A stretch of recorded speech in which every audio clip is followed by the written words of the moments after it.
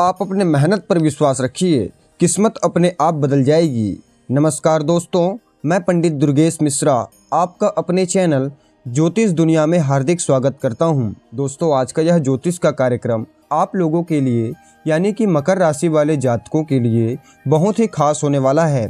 वैसे तो सारी वीडियो खास होती है, लेकिन आज का जो विशेष कार्यक्रम है यह सभी लोगों के लिए विशेष है, क्योंकि मकर राशि वाले जातकों को इसका बहुत बेसब्री से इंतज़ार था।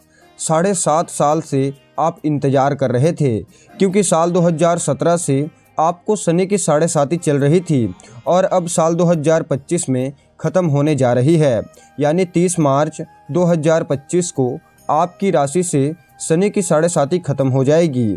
तो शनि की 7.5 ख़त्म हो जाने के बाद शनि की क्या स्थिति होगी आपकी राशि में और इसका क्या बदलाव होगा आपके जीवन में, इस वीडियो में विस्तार पूर्वक चर्चा करेंगे।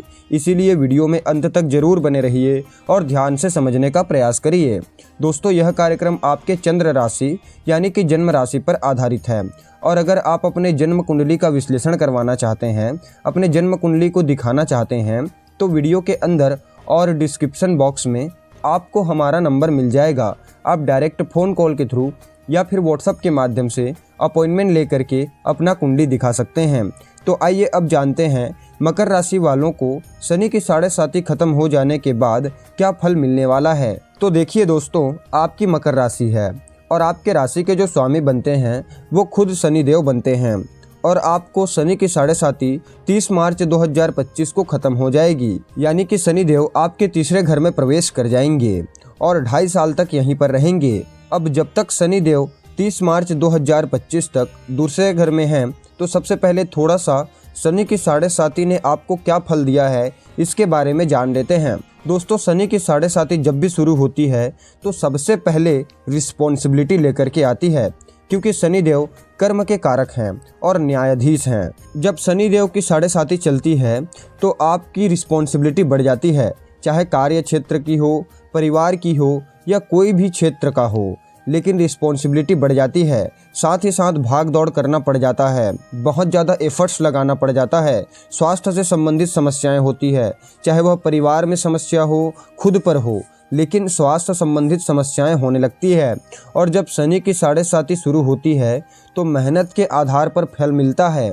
बहुत ज़्यादा भाग दौड़ वाला जीवन हो जाता है, यानी आपके मन में तनाव, ओवर थिंकिंग, डिप्रेशन, बहुत ज़्यादा सोचना, खुद को लेकर के डरना, अपने रिलेशन को लेकर के डरना, अपने करियर को लेकर के डरना, यह शनि के 7.5 में देखा जाता है। खास करके रिस्पॉन्सिबिलिटी, बहुत ज़्यादा जिम्मेदारियाँ शनि के 7.5 में मिलती है। मैं आपको साधारण सी चीज़ें बता रहा हूँ, यानी कि शनि के 7.5 में ये चीज़ें होने लगती है। लेकिन दूसरी बात यह है कि अगर शनिदेव आपकी कुंडली में बहुत अच्छे स्थिति में हैं, स्वराशि में हैं, उच्च के हैं, तो शनिदेव ने इन 7.5 सालों में आपको रंक से राजा भी बनाया होगा और बहुत कुछ दिया होगा। क्योंकि शनि के 7.5 में जो व्यक्ति शनिदेव से प्रेम कर लेता है उसे शनिदेव बहुत कुछ देते हैं और बहुत कुछ लेते भी हैं। बाकी कुंडली में शनि की स्थिति कैसी है यह बहुत डिपेंड करती है। तो चलिए फिलहाल हम अभी ये जान लेते हैं कि शनि की 7.5 खत्म हो जाने के बाद आपके जीवन में क्या होगा।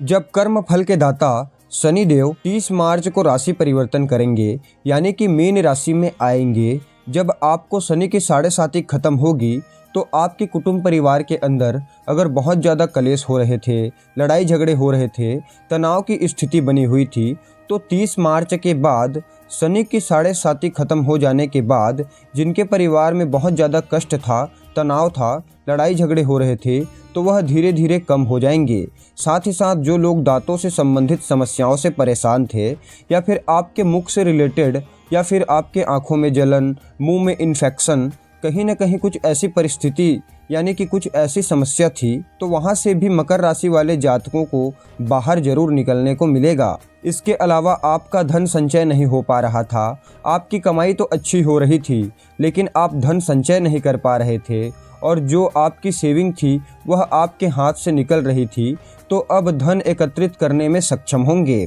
साथ ही साथ अगर आप कोई डील करना चाहते थे, चाहे प्रॉपर्टी से रिलेटेड हो, चाहे काम कारोबार से रिलेटेड हो, या किसी भी क्षेत्र में आप डील करना चाहते थे लेकिन डील नहीं हो पा रही थी, तो शनि की 7.5 खत्म हो जाने के बाद इसका भी रास्ता निकलेगा, एक सही दिशा मिलेगी, आप डील फाइनल करने में सक्षम रहेंगे।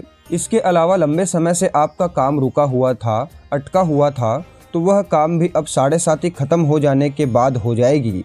दोस्तों, जब शनि की 7.5 लगती है तो चंद्रमा भी पीड़ित होते हैं, क्योंकि शनि की दृष्टि चंद्रमा पर रहती है या फिर शनि चंद्रमा के आसपास रहते हैं, और चंद्रमा जो होता है वह मन का कारक ग्रह माना जाता है। तो मानसिक तनाव देना, मन को पीड़ित करना, कहीं न कहीं बेफिजूल की चीज़ों को सोचना, टेंशन लेना, यह देखा जाता है। तो अब 30 मार्च के बाद इन समस्याओं से मुक्ति मिलेगी।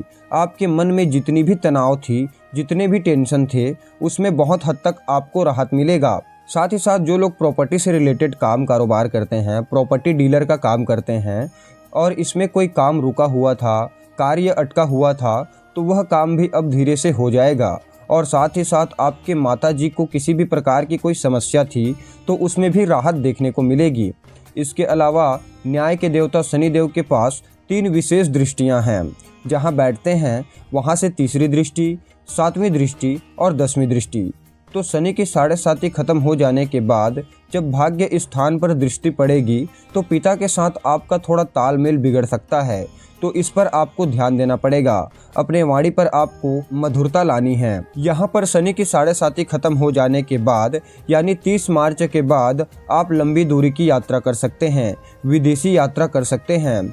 आपको कुछ ऐसी चीज़ें मिल सकती है जिसका आपको लंबे समय से इंतजार था, जैसे प्रमोशन हो सकता है, वेतन में वृद्धि हो सकती है, अचीवमेंट मिल सकता है, या अगर आप नौकरी की तलाश कर रहे थे, नौकरी का इंतजार कर रहे थे, तो 30 मार्च के बाद आपको नौकरी मिलने की बहुत अच्छी पॉसिबिलिटी बन रही है।